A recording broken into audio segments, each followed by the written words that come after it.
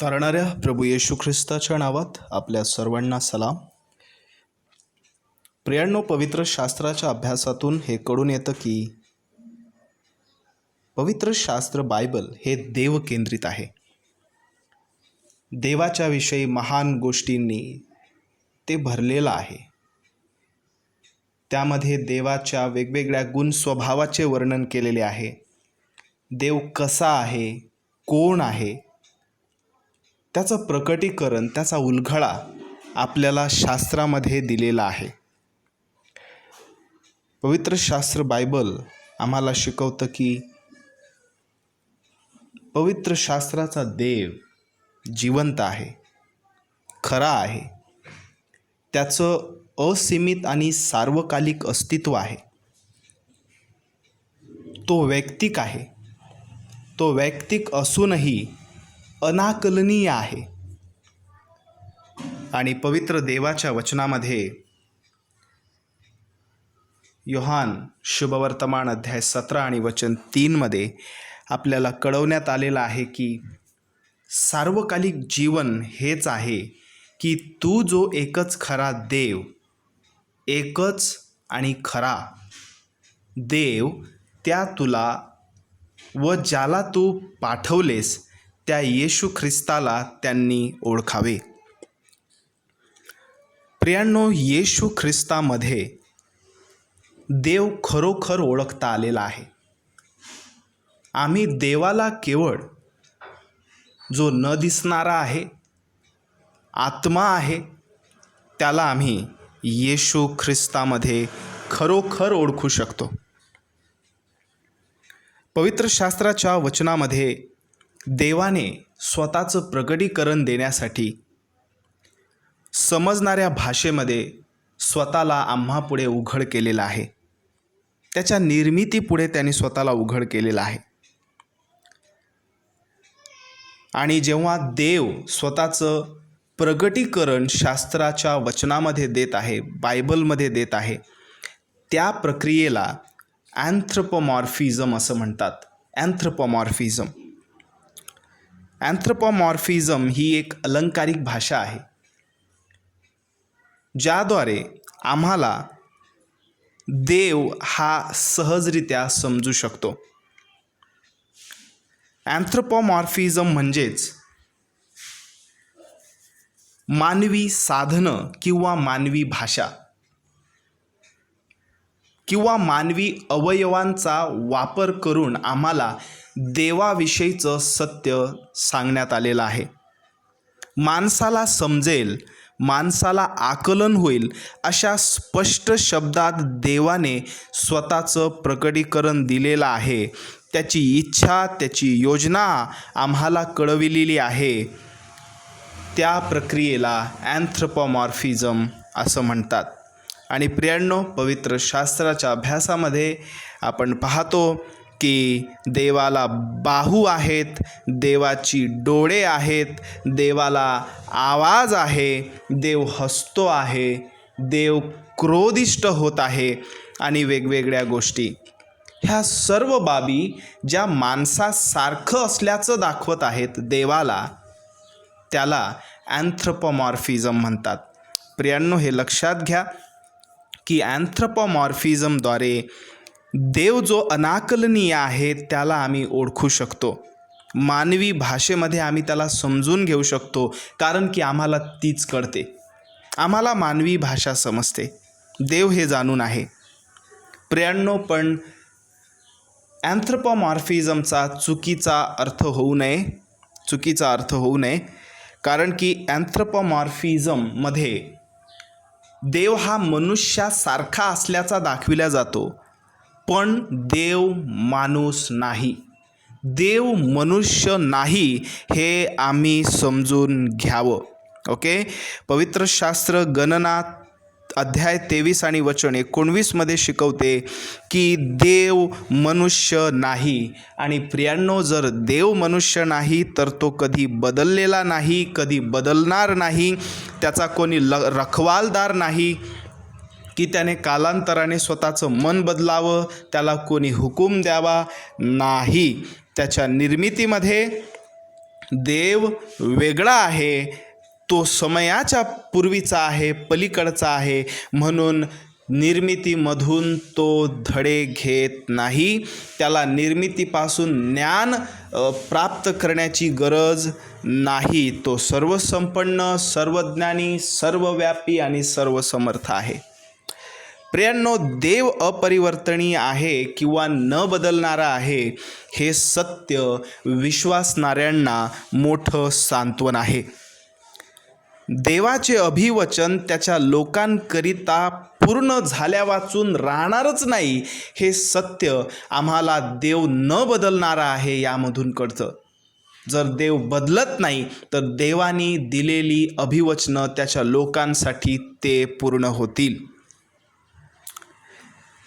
देवाने आपल्या लोकांची निवड केली, त्यांना योग्य समयात बोलाविलं, त्यांना नीतिमान ठरविलं आणि ज्यांना त्याने नीतिमान ठरविलं त्यांना तो गौरवही देईल, त्यांना गौरवात नेईल. हे अभिवचन पूर्ण झाल्या वाचून राहणार नाही. कारण की परमेश्वराचं वचन शिकविते मलाकी अध्याय 3 आणि वचन 6 मध्ये, कारण मी परमेश्वर आहे, मी बदलणारा नाही, म्हणून याकोब वंशज हो, तुम्ही नष्ट झाला नाहीत. खुद देवाची वाणी आहे. स्वतः देव बोलतो आहे, मी बदलणारा नाही, मी बदलणारा नाही. त्याचप्रकारे इब्रिकरास पत्र अध्याय 6 आणि वचन 17-18, म्हणून आपल्या संकल्पाची अचलता अभिवचनाच्या वतनदारांना विशेष तत्वाने दाखवावी, ह्या इच्छेने देव शपथेच्या द्वारे मध्ये पडला, ह्यासाठी की जे आपण स्वतः पुढे ठेवण्यात आलेली आशा हस्तगत करण्याकरिता आश्रयाला धावलो, त्या आपणाला त्याविषयी खोटे बोलणे देवाला अशक्य आहे, अशा 2 अचल गोष्टींच्या द्वारे चांगले उत्तेजन मिळाले. विश्वासणाऱ्यांसाठी ज्या त्याच्या चांगल्या योजना त्या पूर्ण करतो. देव सर्व गोष्टी मिळून आपल्या लोकांसाठी चांगलं करत आहे. आणि प्रियांनो, पवित्र शास्त्र बायबल याचा ठाम पुरावा आहे की विश्वासणाऱ्यांच्या जीवनामध्ये देव सर्व काही चांगल्यासाठी करत आहे. देव आपल्या निर्मितीमध्ये सर्व गोष्टी आपल्या गौरवासाठी आणि विश्वासणाऱ्यांच्या भल्यासाठी करत आहे आणि यामध्ये तो कधीच बदलणार नाही. देव वास्तविकरित्या पवित्र शास्त्र बायबल शिकविते की तो न बदलणारा आहे, तो अपरिवर्तनीय आहे. हे कसं कळतं? कारण की देव निर्माणकर्ता असून तो सृष्टीपासून वेगळा आहे. देव कोणाच निर्मितीकडून बदलणार नाही. देव जे काही करत आहे ते तो बेहतरीन करतो, उत्तम करतो आणि त्याचे निर्णय, त्याच्या योजना कोणीही बदलणारा नाही. पवित्र शास्त्र बायबल आम्हाला त्रैक्य देवाविषयी शिकविते आणि त्रैक्य देवाविषयी जेव्हा पवित्र शास्त्र आम्हाला शिकवित आहे, 2000 वर्षाआधी प्रभू येशू ख्रिस्त आम्हासाठी मरण्यास या जगात आले. देहस्वरूप त्यांनी धारण केलेलं आहे. प्रियांनो, देहधारणेच्या वेळेससुद्धा देव बदलला नाही. हे लक्षात घ्या. शब्द देहधारी झाला तेव्हाही देव बदलला नाही. कारण की देवपिता हा सार्वकालिकतेपासून देवपिताच आहे आणि देव पुत्र हा नेहमीच देवपुत्रच आहे.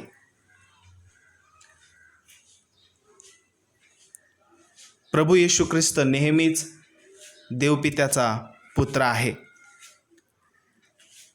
God the father was always God the father and God the son was always his सन.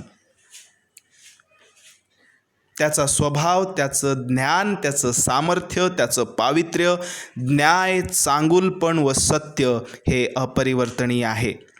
देवाचे स्वरूप किंवा चारित्र्य किंवा स्वभाव अपरिवर्तनीय आहे. त्याच्या स्वभावात, निर्णयात कधी बिघाड झाला नाही आणि कालांतराने त्याचा स्वभाव चांगलाही करण्यात आलेला नाही. तो उत्तम आहे, तो नेहमीपासून उत्तम आहे. नेहमीपासून नेहमीपर्यंत देव सारखा आहे. अदनवाटिकेचा विचार करा. अदनवाटिकेमध्ये सुद्धा देव बदलला नाही. आदम हवेच्या पापानंतर देवाने दुसरी आज्ञा किंवा दुसरी योजना बनविलेली नाही. आदामाला घडवलं आणि आदामाला घडवून मी चूक केलेली आहे, आता त्यांनी आज्ञा उल्लंघन केली म्हणून आता माझा जो पहिला प्लान होता तो बिघडला, म्हणून आता मला दुसरा प्लान करू दे आणि त्या दुसऱ्या प्लानमध्ये मी येशू ख्रिस्ताला जगाचं तारण करण्यासाठी पाठवतो, असं नाही. देवाने दुसरी योजना केली नाही. देव नेहमीपासून नेहमीपर्यंत समान आहे. देव जर आपली इच्छा आणि आपली योजना बदलतो तर प्रियांनो, देव बदलणारा झाला. तो मुडी नाही आहे. देव नेहमीपासून नेहमीपर्यंत सारखा आहे, सारखाच आहे. देव अपरिवर्तनीय असल्यामुळे तो त्याच्या सर्व स्वभावात, इवन त्याच्या विश्वासयोग्यतेमध्ये सुद्धा तो तसाच आहे. देव आपल्या लोकांचे विश्वासयोग्यतेद्वारे सांत्वन करत आहे. देवाने आपल्या योजनेत त्यांना मध्यस्थ दिला, मसीहा दिला आणि मसीहाद्वारे त्याने आपल्या लोकांचं तारण केलेलं आहे. दैनंदिन पवित्रीकरणामध्ये त्याने आपला आत्मा त्यांना दिलेला आहे आणि एक दिवस अभिवचनाप्रमाणे तो त्यांना गौरवही देणार आहे. तर प्रियांनो, शास्त्राच्या अभ्यासातून आपण पाहतो की देव आपल्या वैभवात अपरिवर्तनीय आहे. तो न बदलणारा आहे आपल्या वैभवात सुद्धा. यशया अध्याय 6 आणि वचन 3 शिकविते, ते म्हणजेच स्वर्गदूत आडीपाडीने उच्च स्वराने म्हणत, पवित्र पवित्र पवित्र सेनाधीश परमेश्वर, अखिल पृथ्वीची समृद्धी त्याचे वैभव होय. अखिल पृथ्वीची समृद्धी देवाचे वैभव होय. पण प्रियांनो, आपण पाहतो की काही लोक आहेत जे देवाच्या स्वभावावर, देव जो आहे त्यावर आक्षेप घेतात. ते म्हणतात देवाला पस्तावा झाला आणि देवाला पस्तावा झाला म्हणून देव बदलतो. नाही. मग काही लोक पहिले शमूएल अध्याय 15 आणि वचन 11 या वचनाचा उपयोग करतात. वचन पुढील प्रमाणे आहे, मी शौलाला राजा केले ह्याचा मला पस्तावा होत आहे, कारण मला अनुसरण्याचे सोडून देऊन त्याने माझ्या आज्ञा पाळल्या नाहीत. ह्यावरून शमूएलाला संताप आला व तो रात्रभर परमेश्वराचा धावा करीत राहिला. सुरुवातीची ओळ, देवाला पस्तावा होतो. हा शब्दप्रयोग नक्कीच देव बदललेला आहे असं शिकवित नाही. या वचनामधून देवाचं नैतिक चरित्र पुढे येत आहे. हे वचन देवाच्या नैतिक चारित्र्याविषयी आहे. देव पवित्र असल्याचं या वचनामध्ये आम्हाला दिसत आहे. जर त्याचे लोक त्याच्याशी नाते बदलत असतील, देवाबरोबर अनैतिकतेने वागत असतील, दुष्टतेने वागत असतील, तर तोही आपल्या स्वभावानुसार, आपल्या अतुलनीय पवित्रतेनुसार त्यांच्याबरोबर वागतो. देवाचं वचन शिकवितं की देव पर्सनल आहे, त्याला भावना आहेत, तो दुखावला जातो. इवन पवित्र आत्म्याबद्दल म्हटलेलं आहे की देवाच्या आत्म्याला खिन्न करू नका, कारण तो खिन्न होत आहे. प्रियांनो, पस्तावा या शब्दाचा सरळ साधा जो अर्थ आहे तो म्हणजे त्याला अनैतिकतेविषयी वाईट वाटत आहे. शौलाने जी अनैतिकता केली, आज्ञा उल्लंघन केलेलं आहे, त्याविषयी देवाला दुःख झालेलं आहे.